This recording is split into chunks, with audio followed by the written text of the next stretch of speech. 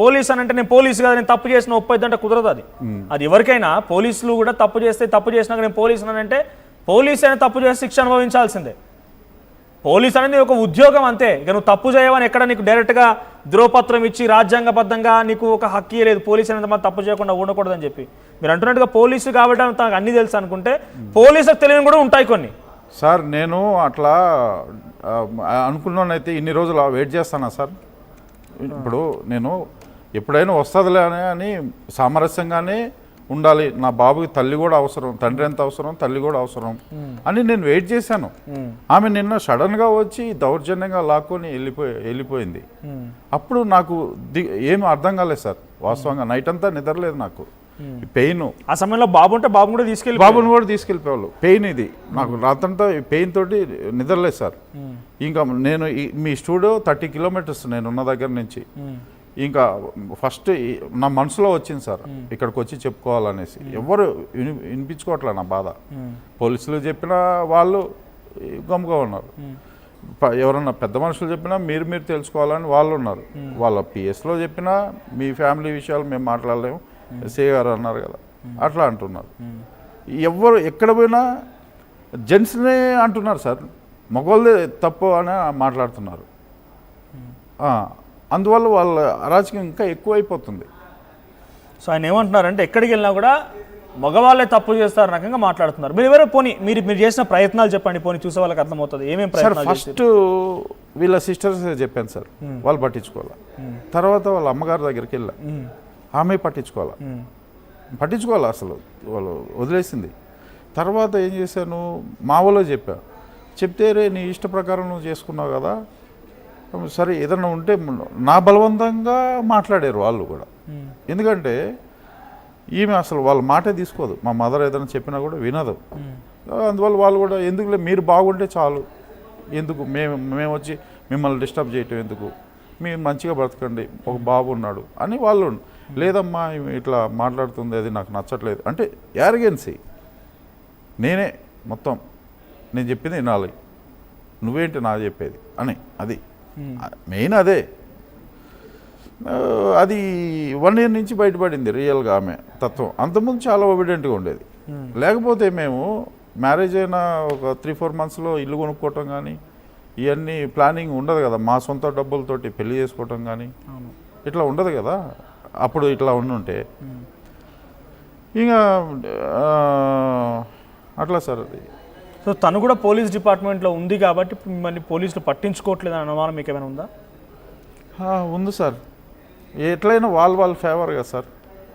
ఇప్పుడు పోలీస్ వ్యవస్థ అనేది చాలా ఒక సముద్రం లాంటిది తెలంగాణ పోలీస్ వ్యవస్థ అనేది. దాంట్లో ఇప్పుడు అమృత గారు ఒక స్టేషన్లో ఒక పోలీస్ కానిస్టేబుల్ మాత్రమే, తనకు ఇండివిజువల్ పర్సన్ పోలీస్ సంఘం తర్వాత.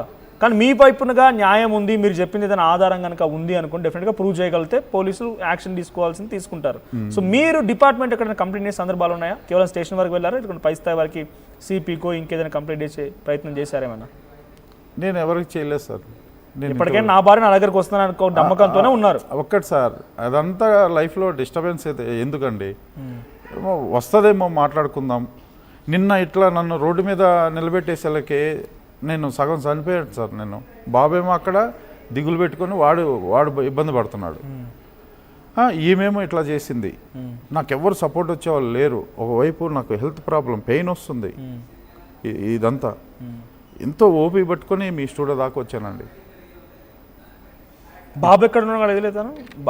బాబు విషయం వాళ్ళ అంటే అమృత వాళ్ళ తల్లి కానీ తండ్రి కానీ వాళ్ళు ఎవరు ఇక్కడ బాబు ఎక్కడ ఉన్నాడు వాళ్ళ ప్రస్తావన లేదు. బాబు గురించి అడిగిన దాఖలా లేదు. సో ఫైనల్లీ కంక్లూడ్ చేద్దాం మనం.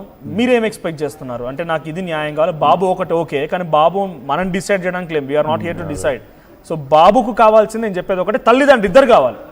ఆ వయసు ఉన్న బాబుకి తల్లిదండ్రులు ఇద్దరు కావాలి. సో నువ్వు న్యాయస్థానం వరకు వెళ్ళినా చట్టం వరకు వెళ్ళినా నిన్ను ఒక ఆధారం అడుగుతారు. నువ్వేం వేధింపులకు పాల్పడ్డావు, ఎలా వేధించినా ఒక ఆధారం అడుగుతారు. ఇప్పుడు స్వయంగా మాటలు వినింది కాబట్టి మధుమాధవి గారు తన భావన మాత్రం చెప్పగలుగుతారు, కానీ అది మాత్రం మనం సమంజసంగా తీసుకోలేము. నేరుగా మన స్టూడియోలో కూడా కాల్ చేసి తను మాట్లాడింది కాబట్టి చాలామంది వ్యూవర్స్కి అర్థమైంది. కానీ దీన్ని మనం ఏ రకంగా కూడా ప్రూవ్ చేయలేం. దీన్ని మనం ఇలా ఉండి ఆ అమ్మాయి బిహేవియర్ అని ప్రూవ్ చేయలేం మనం. సో మీరు ఒక సొల్యూషన్ కావాలి, నెక్స్ట్ నేను ప్రయత్నం చేయబోతున్నది అని మీకు ప్లాన్ ఉందా? మీ బాబుని మీకు దక్కించుకోవడం కోసం ఒక ఏదైనా ఆలోచన, లేకపోతే మీరు ఏదైనా ఉద్యోగం చేసుకోవడం, మీ ఆరోగ్యం చూసుకోవడం కోసం? నేను ఆల్రెడీ బిజినెస్ స్టార్ట్ చేశాను సార్. నేను బిజినెస్ చేసుకుంటా, మా బాబుని చూసుకుంటా. ఓకే. ఇప్పుడు నేను బయట ఆమె అట్లా పట్టించుకోకపోతే, నేను కూడా పట్టించుకోకపోతే అది న్యాయం కాదు కదా సార్. నేను చూసుకోవాలి బాబుని. తను పూర్తిగా మీ నుంచి డివైడ్ అవ్వాలనుకుంటే మీరు సిద్ధంగా ఉన్నారా? డివైడ్ అయిపోతే సాధ్యమైనంత వరకు నాకు ఇష్టం లేదు సార్ డివైడ్ అంటే.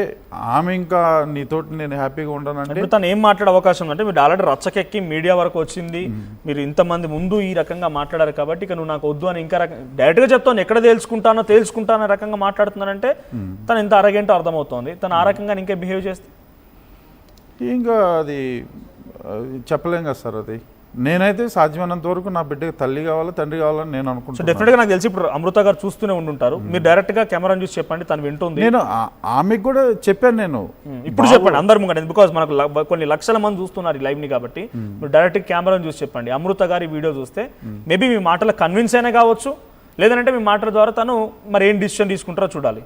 అదే నేను చెప్తున్నా కదా సార్, ఇదిగో బాబు జీవితం పాడైపోతుంది. ఇప్పుడు మన ద్వారా పేరు చెప్పండి. మీ భార్య ఈ వీడియో చూస్తుంది అనుకుంటే ఎలా చెప్తారో చెప్పండి. అమృత, నేను చెప్పేది విను. మన బాబు జీవితం మనం ఆలోచించాలి, వేరే కాదు. వాడే రేపు మనల్ని చూసేది, మన పేరు కానీ మనల్ని కానీ నిలబెట్టేది వాడే. బయట వాళ్ళు మాటలు చెప్పేవాళ్ళే కానీ ఎవరు కూడా మనకి నిలబడరు. కాబట్టి వాడి జీవితాన్ని ఆలోచించు నువ్వు. వాడి జీవితాన్ని ఎందుకు పాడు చేయటం? మన ద్వారానే వాడు భూమి మీదకి వచ్చాడు ఇక్కడికి. అలాంటిది మనకి ఆ హక్కు లేదు. వాడిని నాశనం చేసే హక్కు మనకి లేదు. భగవంతుడు చూస్తూ ఉంటాడు మనల్ని. వాడికి న్యాయం చేసినప్పుడే మనం రియల్ తండ్రి తల్లి.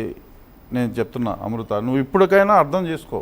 నేను ఇంత దూరం ఎందుకు వచ్చానంటే మనం మంచిగా ఉండాలనే వచ్చా. నేను నిన్నేదో బయట పెట్టాలని చేయాలని నేనైతే రాలా.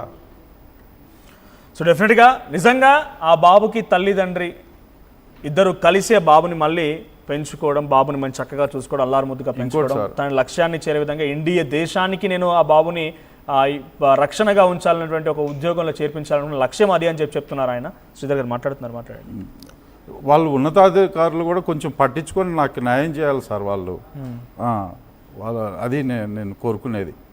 చూద్దాం మరి మీ ప్రయత్నం ఎక్కడి వరకు వెళ్తుంది, రేపటి రోజున ఏం జరుగుతుంది. తను కూడా నేనేంటో చూపిస్తాను, ఎక్కడ తేల్చుకుంటానంటోంది. కాబట్టి మరి శ్రీధర్ గారికి న్యాయం జరుగుతుందా? శ్రీధర్ గారు ఒకటే డిమాండ్ చేస్తున్నారు చాలా క్లియర్గా, నాకున్నది మొత్తం ఇచ్చేస్తాను, నేను 10 లక్షల రూపాయలు ఇక్కడ ఇల్లు కొనుక్కోవడం కోసం పెట్టాను, నాకు ఏమీ వద్దు, ఆ సామాగ్రి మొత్తం తీసుకెళ్ళిందిగా, ఇంట్లో ఉన్న సామాన్ తీసుకెళ్ళింది, ఆ సామాన్ కూడా తీసుకెళ్ళమని నాకు వద్దు, నాకు నా బాబును వదిలేయండి అని అంటున్నాడు ఆయన. మరి అమృత గారు మనతో కూడా మాట్లాడిన సమయం